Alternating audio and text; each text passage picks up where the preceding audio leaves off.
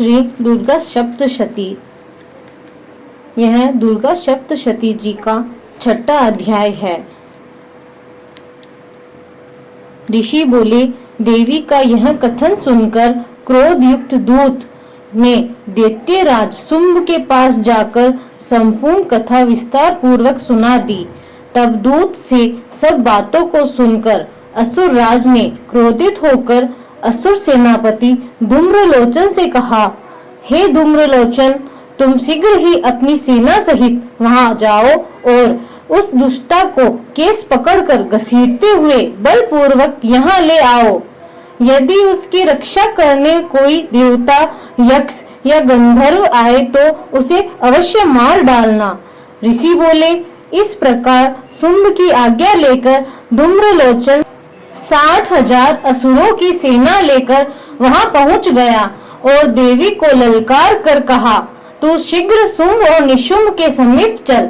यदि तू प्रसन्नता पूर्वक नहीं चलेगी तो मैं तेरे केस पकड़कर तुझे घसीटता हुआ ले जाऊंगा। देवी ने कहा, दैत्येश्वर ने तुझ बलशाली को भेजा है।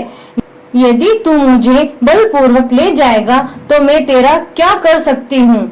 ऋषि ने कहा, देवी के ऐसा कहते ही धूम्रलोचन देवी के आगे दौड़ा तो उसी समय अंबिका ने हुंकार से उस असुर को भस्म कर दिया।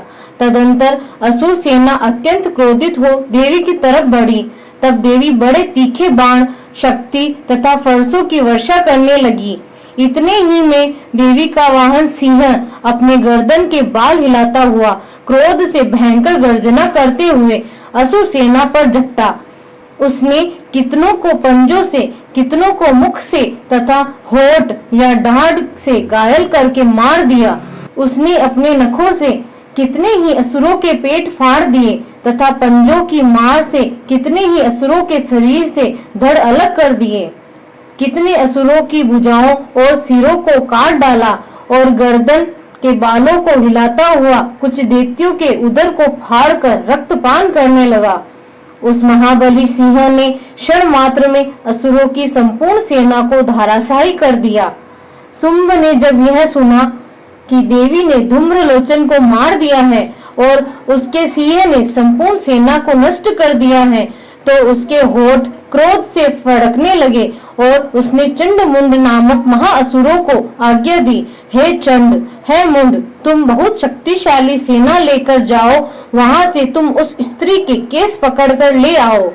यदि वह न आए और तुम्हें किसी प्रकार का संदेह हो तो उससे अपने सेना सहित युद्ध करके उसकी हत्या कर देना और उस दुष्टा तथा उसके सिंह को मर जाने पर भी बांधकर शीघ्र मेरे पास ले आना। श्री मार्कंडेय पुराण के देवी महात्म्य में धूम्रलोचन वध नामक 6वां अध्याय समाप्त हुआ।